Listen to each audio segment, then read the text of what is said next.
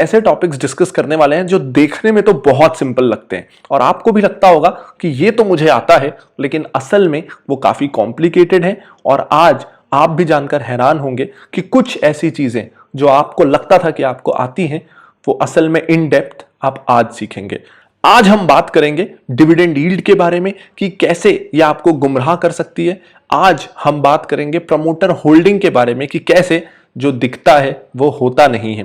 और हम बात करेंगे कुछ और ऐसी जरूरी चीजों के बारे में। चलिए शुरू करते हैं डिविडेंड यील्ड के साथ। अब जब भी हम डिविडेंड की बात कर रहे हैं तो सबसे पहले यह जरूरी है कि हम डिविडेंड पॉलिसी किसी कंपनी की कैसे डिसाइड होती है उसे समझें। कैसे पता चलता है कि कौन सी कंपनी कितना डिविडेंड देगी। तो देखिए, सबसे पहले तो डिविडेंड क्या है। डिविडेंड बेसिकली जो कंपनी साल भर मुनाफा कमाती है उसका एक हिस्सा वो कंपनी डिसाइड करती है कि अपने शेयर होल्डर्स में बांटा जाए, क्योंकि शेयर होल्डर्स ने भरोसा करके उस कंपनी में निवेश किया है, तो साल भर जो कंपनी ने कमाया उसका एक हिस्सा क्यों ना शेयर होल्डर्स को बांटा जाए। ये होता है डिविडेंड। अब डिविडेंड पॉलिसी मतलब कितना डिविडेंड देना है, ये कैसे डिसाइड होता है। चलिए एक कोल इंडिया जैसी कंपनी का एग्जांपल लेते हैं जो कोल माइनिंग में है। तो कोल इंडिया को एग्रेसिवली ग्रो नहीं करना है, नए प्रोडक्ट लॉन्चेस नहीं करने हैं, शहर शहर जाके मार्केटिंग, ब्रांडिंग, एडवर्टाइजिंग नहीं करना है। तो कोल इंडिया के खर्चे अगले 2-4 सालों में बहुत ज्यादा बढ़ जाएंगे, ऐसा बिल्कुल नहीं है। तो कोल इंडिया को पता है कि माइनिंग में हमारी एक तरह से मोनोपोली है। ऐसा नहीं है कि कल को बहुत ज्यादा कंपटीशन आ जाएगा, माइंस हमसे छिन जाएंगे, ऐसा कुछ भी नहीं है। ना ही हमारे सेल्स अगले साल 10 गुना होने वाले हैं या प्रॉफिट 10 गुना, ना ही हमको बहुत सारा नए शहरों में जाना है। तो ऐसे में हम जो भी मुनाफा कमाते हैं उसको हमको एडवर्टाइजिंग या मार्केटिंग या ग्रोथ में खर्च करना है, ऐसा नहीं है। हम मुनाफा अगर शेयर होल्डर्स में बांटेंगे नहीं तो हमारे यहां वो ऐसे ही पड़ा रहेगा। इससे अच्छा क्यों ना बांट दिया जाए ताकि लोगों के हाथों में पैसा चले जाए, हमारे शेयर होल्डर्स को थोड़ा पैसा वापस मिले और वो खुश हों, क्योंकि कंपनी के पास तो वैसे भी उस कैश का कोई खास यूज है नहीं। तो इस केस में जो ऐसी स्टेबल कंपनियां हैं या जिनको पता है कि अगले कुछ साल हमको बहुत ज्यादा खर्चा किसी चीज पे नहीं करना है, नए प्रोडक्ट्स लॉन्च नहीं करने हैं, वो कंपनियां प्रेफर करती हैं हायर डिविडेंड यील्ड देना कि पैसा शेयर होल्डर्स को ही लौटा देते हैं। तो चलिए अब एग्जांपल लेते हैं एक फास्ट ग्रोइंग कंपनी का जिसको आगे पैसों की जरूरत पड़ेगी, जैसे इन्फो एज। जहां कोल इंडिया 5% से ज्यादा का डिविडेंड यील्ड था, इन्फो एज हार्डली कुछ डिविडेंड देती है। 0.3% इसकी डिविडेंड यील्ड है। हालांकि ये कंपनी भी प्रॉफिट अच्छा खासा कमाती है, लेकिन उसे डिविडेंड के रूप में देती नहीं। उसका एक सिंपल सा कारण है, इन्फो एज नौकरी.com, जीवन साथी, 99 एकर्स जैसी वेबसाइट चलाती है जिसमें कंपटीशन बहुत है। तो अगर कंपटीशन बहुत है तो इन्फो एज को advertising, marketing, regional offices, sales offices खोलने में बहुत सारा कैपिटल लगता है, बहुत पैसा लगाना पड़ता है। तो ऐसे में इन्फो एज प्रेफर करता है कि वो जो भी पैसा कमा रहा है उसको अपने बिजनेसेस के ग्रोथ में लगाए, ना कि शेयर होल्डर्स में बांट दे। जैसे इन्फो एज ने कुछ साल पहले जोमैटो में इन्वेस्ट किया, पॉलिसी बाजार में इन्वेस्ट किया, तो ये इन्वेस्टमेंट के लिए भी पैसे कहाँ से आएंगे। अगर डिविडेंड के रूप में वो सारा पैसा बांट देंगे तो इन्फो एज के पास खुद के बिजनेसेस को ग्रो करने के लिए, इन्वेस्टमेंट्स के लिए पैसा नहीं बचेगा। तो यूजुअली आप ये मान सकते हैं कि अगर कोई कंपनी बहुत ज़्यादा डिविडेंड दे रही है तो शायद उस कंपनी को ऐसा लगता है कि उसके पास ग्रोथ के ज़्यादा अपॉर्चुनिटीज़ नहीं है। और कोई कंपनी अगर डिविडेंड नहीं दे रही है, खूब सारा प्रॉफिट कमा रही है, तो भी डिविडेंड नहीं दे रही है, तो एक ये इशारा है कि कंपनी को आगे काफ़ी ग्रोथ दिखती है। अब इस रूल के कुछ एक्सेप्शंस हैं। अगर आप बिजनेस करते हैं तो आप जानते होंगे कि मुनाफे को अगर बढ़ाना है, व्यापार को अगर बढ़ाना है, तो पैसा भी और फंसाना पड़ता है, पैसा भी और लगाना पड़ता है। लेकिन कुछ बिजनेसेस ऐसे होते हैं जो ग्रो करते रहते हैं, लेकिन उस ग्रोथ के लिए उन्हें और पैसा लगाने की ज़रूरत नहीं पड़ती। कुछ बिजनेस बिना इंक्रीमेंटल कैपिटल के भी ग्रो करते हैं।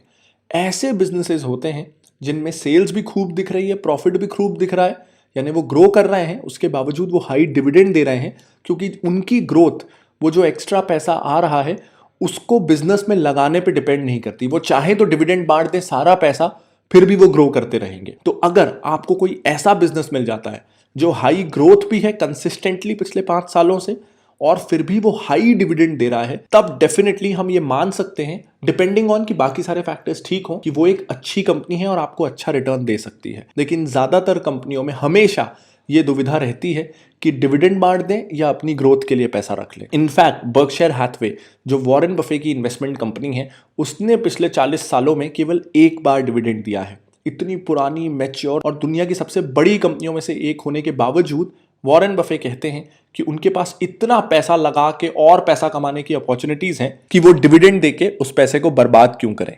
और इसमें एक इंपॉर्टेंट फैक्टर और होता है कि मान लीजिए कंपनी कोई ऐसे प्रोजेक्ट के बारे में सोच रही है कि जिसमें अगर वो अपना सारा मुनाफा निवेश कर दे, जैसे मान लीजिए इस साल मैंने 100 रुपए कमाए, अब मेरे को कोई ऐसा बिजनेस दिख रहा है कि इस 100 रुपए को अगर मैं निवेश कर दूं तो अगले साल मेरे को 20% का रिटर्न मिलेगा, यानी 100 रुपए मेरे 120 रुपए हो जाएंगे।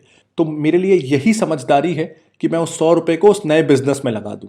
लेकिन ऑप्शन बी की तरफ आइए, अगर मेरे पास कोई ऐसा बिजनेस है जिससे मैंने 100 रुपए तो कमाए, लेकिन अब अगले साल के लिए मेरे पास कोई आइडिया नहीं है, मुझे पता नहीं है कि क्या करना है, या तो मैं उस पैसे को एफडी में रख दूं तो 100 रुपए के वो 106 हो जाएंगे। तो ऐसे में मैं क्या करूंगा कि ठीक है, मेरे पास कोई आइडिया तो है नहीं अब बिजनेस करने का, या तो मैं एफडी में रखूं तो 100 का 106 होगा, क्यों ना इस 100 रुपए को मैं शेयर होल्डर्स में ही बांट दूं, वो अपने आप जाने कि उनको क्या करना है। क्योंकि अगर ऐसी कंपनी जिसके पास ग्रोथ अपॉर्चुनिटीज नहीं है वो 100 रुपए शेयर होल्डर्स को बांट देती है, तो शेयर होल्डर उस पैसे को किसी और कंपनी में लगा सकता है, म्यूचुअल फंड में लगा सकता है, या फिर वो खुद ही एफडी कर सकता है, तो उसको 6% से ज्यादा का रिटर्न मिल जाएगा। तो अगर कंपनी के पास कोई ऐसे बिजनेस प्लान है जिससे कंपनी उम्मीद कर रही है कि 12-15% से ज्यादा का रिटर्न वो ले आएगी, तब वो डिविडेंड नहीं देगी। अगर उसे लगता है कि उसके पास कोई ऐसे प्लान नहीं है और इस मुनाफे का वो क्या करेगी उसे नहीं पता, और वो 10-12% से ज्यादा का रिटर्न नहीं ला पाएगी, तब वो उस मुनाफे को शेयर होल्डर्स में बांट देगी। इस बेसिस पे डिसाइड होता है कि डिविडेंड कितना देना है कि नहीं देना है। और अब सबसे जरूरी सवाल, क्या डिविडेंड यील्ड देख के आपको किसी स्टॉक में निवेश करना चाहिए? तो देखो, फाइनेंस में कोई भी आंसर क्लियरली हाँ या क्लियरली ना नहीं होता, ब्लैक एंड व्हाइट कुछ भी नहीं होता, लेकिन मोस्टली सिर्फ डिविडेंड यील्ड देख के आपको स्टॉक्स में निवेश नहीं करना है, क्योंकि जैसा मैंने बताया ज्यादा डिविडेंड यील्ड मतलब यूजुअली वो कंपनी लो ग्रोथ वाली कंपनी है, तो आपको डिविडेंड तो ठीक मिलेगा लेकिन शेयर का प्राइस तेजी से नहीं बढ़ेगा, कैपिटल एप्रिसिएशन ज्यादा नहीं होगा। चलिए देखते हैं ऐसा कोल इंडिया में हुआ क्या। इसका 5 साल का अपन प्राइस चार्ट देखते हैं। तो देखिए, पिछले 5 सालों में प्राइस बढ़ा तो दूर की बात, काफी गिर गया है। तो जिन्होंने इसको डिविडेंड यील्ड देख के लिया होगा वो पिछले 5 सालों में स्टॉक से निराश हुए हैं, और ज्यादातर हाई डिविडेंड यील्ड स्टॉक्स पे ऐसे ही होता है, एक्सेप्ट इसका एक एक्सेप्शन है। जैसा मैंने बताया कि कुछ ऐसी कंपनीज जिनको कैश की जरूरत ही नहीं है ग्रो करने के लिए, जो हाई डिविडेंड यील्ड भी देती रहती हैं लेकिन फिर भी ग्रो करती रहती हैं। और सेकंड कि आप कोल इंडिया जैसी, कोल इंडिया तो नहीं लेकिन कोल इंडिया जैसी बहुत सारी सरकारी कंपनियां हैं जिनको पैनिक के समय पे ले सकते हैं, स्पेशली अगर उनके पास कैश बहुत ज्यादा है।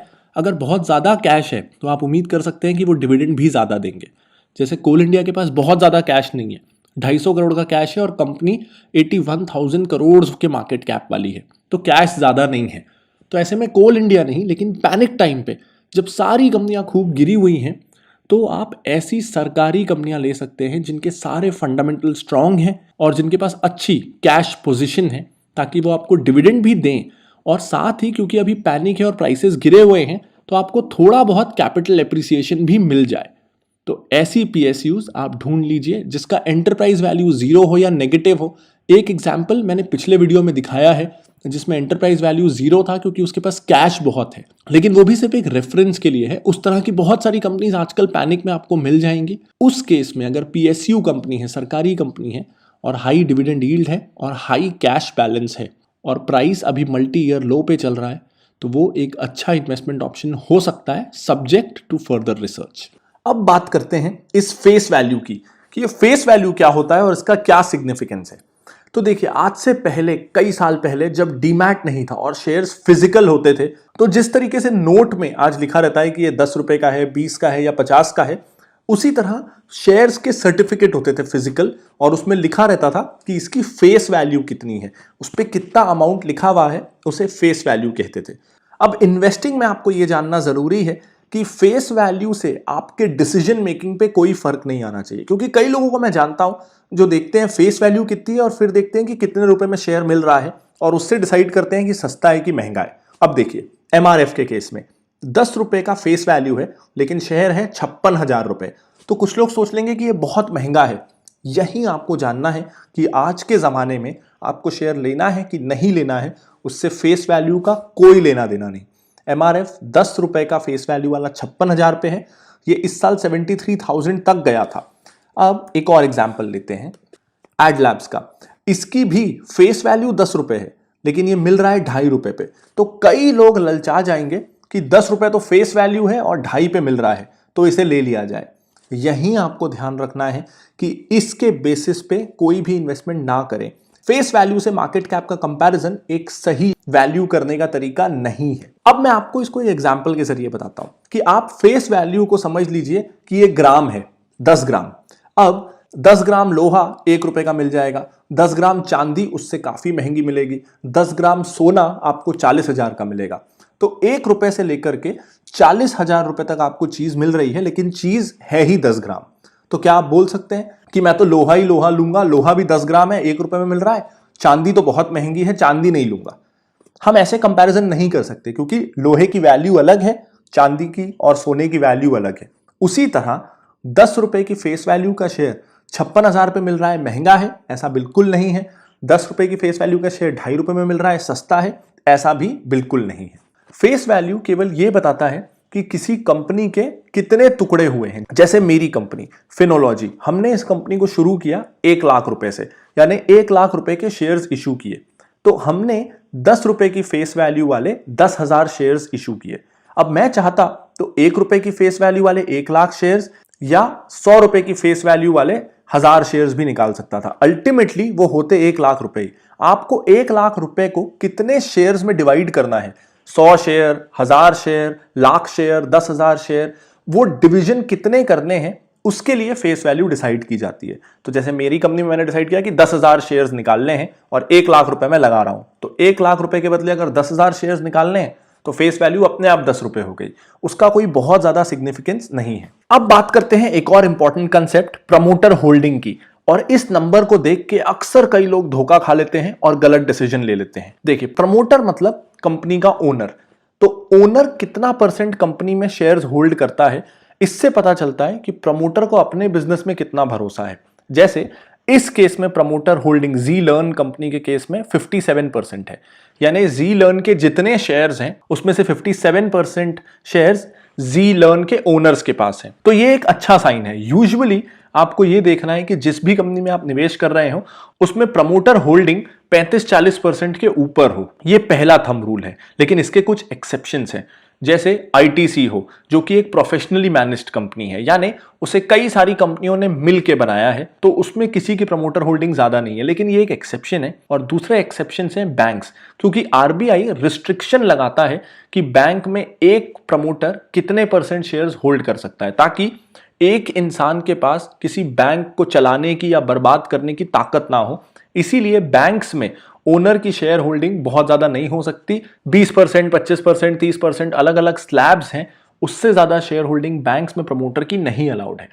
तो बैंक्स को छोड़ के और कुछ प्रोफेशनली मैनेज्ड कंपनीज को छोड़ के आपको यूजुअली ये चाहिए कि प्रमोटर होल्डिंग अच्छी हो, लेकिन सिर्फ इतना देख लेना काफी नहीं है।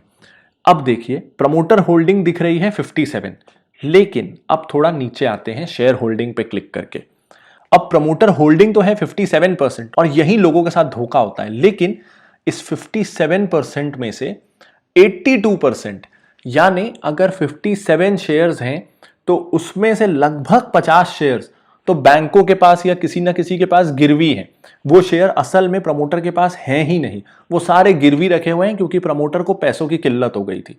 तो ऐसे में हालांकि शेयर होल्डिंग बहुत है, लेकिन लगभग पूरी की पूरी शेयर होल्डिंग गिरवी रखी हुई है, और इस केस में यह अच्छा साइन नहीं है। तो आपको ना सिर्फ यह देखना है कि प्रमोटर होल्डिंग अच्छी हो, यह भी देखना है कि कुछ प्लेज ना हो, और इसीलिए इसमें आपकी टिकर मदद करता है कंपनी की अच्छाइयां, स्ट्रेंथ्स और लिमिटेशंस, बुराइयां बता के। और अगर आप सिर्फ इस सेक्शन को, ये हर कंपनी के लिए है, उसमें देख लेंगे तो कई सारी गलतियां या बुरी चीजें आपको कंपनी के बारे में पता चल जाएंगी। जैसे यहां पे ये चीज हाईलाइट हुई है, ज्यादातर प्रमोटर होल्डिंग प्लेज्ड है, ताकि अगर आप पूरा एक एक रेशो पे ध्यान ना भी दे पाए तो आप बस इस सेक्शन को जरूर हर कंपनी का देखिएगा और आपको अच्छाइयां और बुराइयां दोनों उस कंपनी की मिल जाएंगी। अब ये तो हुई एक बात, इसमें एक और चीज आपको ध्यान देने की जरूरत है कि मान लीजिए प्रमोटर होल्डिंग है 50%। अब मैंने तो इस वीडियो में कहा है कि 40% के ऊपर प्रमोटर होल्डिंग को अच्छा मान सकते हैं, लेकिन आपको यह भी देखना है कि ट्रेंड कहां जा रहा है। क्या प्रमोटर्स अपनी शेयर होल्डिंग बढ़ा रहे हैं, मतलब बाजार से और शेयर खरीद रहे हैं या फिर बेच रहे हैं। जैसे इस केस में देखिए एक और चीज, दिसंबर 2018 में 57.15% शेयर होल्डिंग थी प्रमोटर की, जो अगले 3 महीनों में कम होकर 57.18 हो गई, फिर वो और थोड़ी सी कम हुई और 57.17 हो गई। यानी पिछले 1 साल में ना सिर्फ प्रमोटर प्लेजिंग बहुत ज्यादा है, बल्कि प्रमोटर्स ने अपनी शेयर्स बेचे भी हैं। तो उन्हें खुद या तो अपनी कंपनी पे भरोसा नहीं है और वो शेयर्स बेच रहे हैं, या फिर उनके पास पैसे नहीं है और मजबूरी में उन्हें बेचना पड़ रहा है। तो ये दोनों ही साइंस अच्छे नहीं हैं। तो ज्यादातर कंपनियों में आपको प्लेजिंग भी देखनी है और ये भी देखना है कि ट्रेंड कहां जा रहा है, क्या कंपनी में होल्डिंग बढ़ रही है या कम हो रही है प्रमोटर्स की। ये एक बहुत इंपॉर्टेंट क्राइटेरिया है। इसके अलावा जैसा मैंने बताया कि कुछ कंपनियों में प्रमोटर होल्डिंग जीरो होती है क्योंकि वो प्रोफेशनली मैनेज्ड कंपनीज होती हैं। जैसे एग्जांपल, ये प्रोफेशनली मैनेज्ड कंपनीज क्या होती हैं? Yes bank. अभी यस बैंक का ओनर कौन है? कोई भी नहीं बचा, क्योंकि जो ओनर्स थे वो तो बेच के निकल गए। अब एसबीआई ने शेयर्स लिए, एचडीएफसी ने लिए, एक्सिस बैंक ने लिए, लगभग सारे बड़े बैंकों ने मिलके उस बैंक को फिर से खड़ा किया। तो अब 8-10 ओनर्स मिलके उस बैंक को चला रहे हैं, तो कोई भी एक उसका ओनर या प्रमोटर नहीं है। तो यस बैंक भी जब ये शेयर होल्डिंग का नया डेटा आएगा तो प्रोफेशनली मैनेज्ड बैंक माना जाएगा।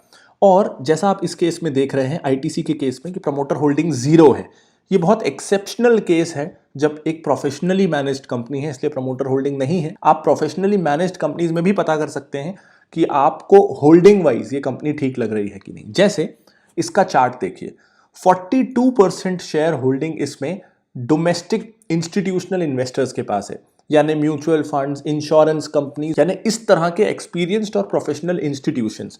तो अगर उन्होंने 42% होल्डिंग ली हुई है तो मतलब म्यूचुअल फंड्स और इंश्योरेंस और इस तरह की कंपनियों ने कुछ सोच समझ के इन्वेस्ट किया होगा।